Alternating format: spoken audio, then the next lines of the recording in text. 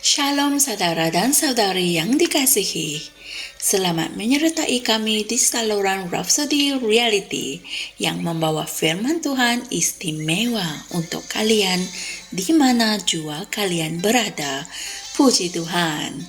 Hari ini Pastor Chris ingin mendedahkan sesuatu yang sangat menakjubkan kepada kita hari ini yang bertajuk Bukti Pembelian yang tidak dapat dipertikaikan. Puji Tuhan. Mari kita renungkan bersama. Ayat Injil pembukaan dipetik dari Wahyu 19 ayat 13 yang berkata, "Dan dia memakai jubah yang telah dicelup dalam darah, dan namanya ialah Firman Allah." Haleluya. Ayat Injil pembukaan kami adalah mengenai kedatangan Tuhan Yesus yang kedua kali apabila dia menunggang seekor kuda putih dan memakai jubah yang dicelup dalam darah. Perhatikan bahawa Yohanes tidak mengatakan yang dia memakai jubah berwarna merah. Tidak. Hal itu menandakan sesuatu yang sangat penting. Wanita yang berada di atas seekor binatang buas itu dalam Wahyu 17 ayat 4 memakai pakaian yang berwarna ungu dan merah, di mana Alkitab menulis, dan perempuan itu memakai kain ungu dan kain kimrizi. Haleluya. Manakala Yesus memakai jubah yang dicelup dalam darah. Apakah artinya? Apabila kamu ingin membuat tuntutan terhadap sesuatu yang kamu beli, kamu mengambil suatu resit. Yesus telah membeli seluruh dunia. Amin. Dan Matius 13 ayat 44 berkata, "Hal kerajaan syurga itu seumpama harta yang terpendam di sebuah ladang, yang ditemukan orang, lalu dipendamkannya lagi. Oleh sebab sukacitanya, pergilah dia menjual seluruh miliknya, lalu membeli ladang itu." Haleluya. Ayat yang ke-38 menunjukkan kepada kita bahawa ladang itu adalah dunia. Puji Tuhan. Sekarang, Yesus akan keluar dari syurga dan datang ke bumi. Dan satu-satunya resit yang dia miliki adalah darahnya. Amin. Dia berjubahkan dengan darah itu. Bukti bahawa dia telah membeli seluruh ladang tersebut, iaitu dunia. Haleluya.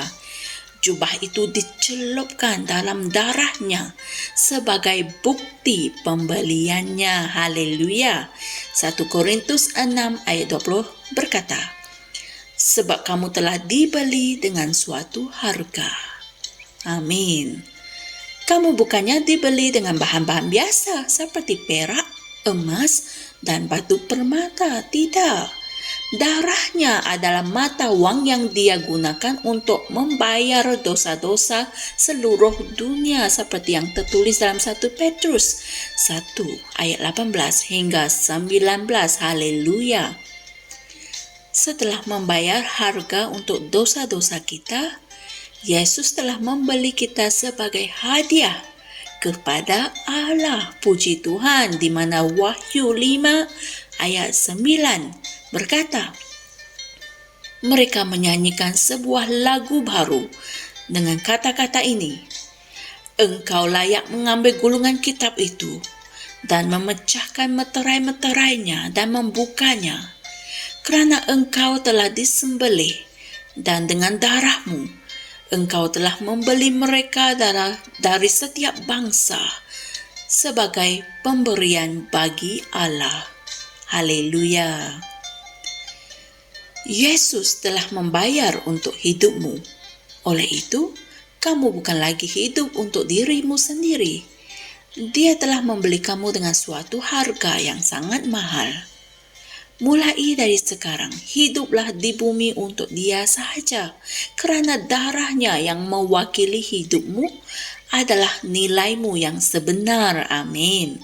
Darah Yesus memberikan kamu pengampunan, pembenaran, akses persekutuan, penyucian, dan berkat-berkat perjanjian baru. Haleluya.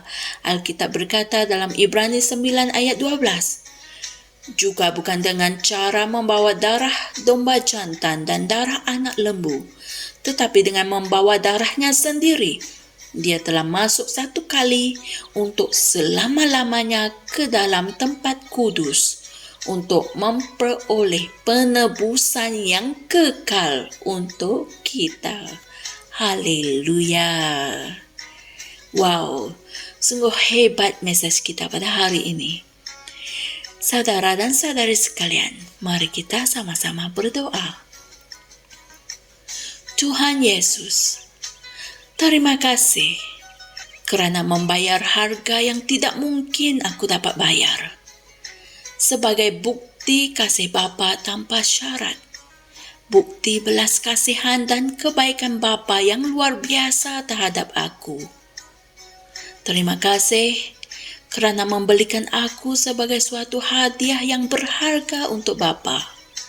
Sekarang, aku hidup dengan penuh sukacita dalam kebenaran, bebas untuk melayani Engkau tanpa rasa bersalah, tanpa rasa rendah diri atau kutukan. Haleluya. Untuk mendalami perkongsian kita pada hari ini, pelajari dan renungkan ayat-ayat Injil berikut, yaitu 1 Korintus 6 ayat 19 hingga 20 dan Galatia 2 ayat 20. Haleluya.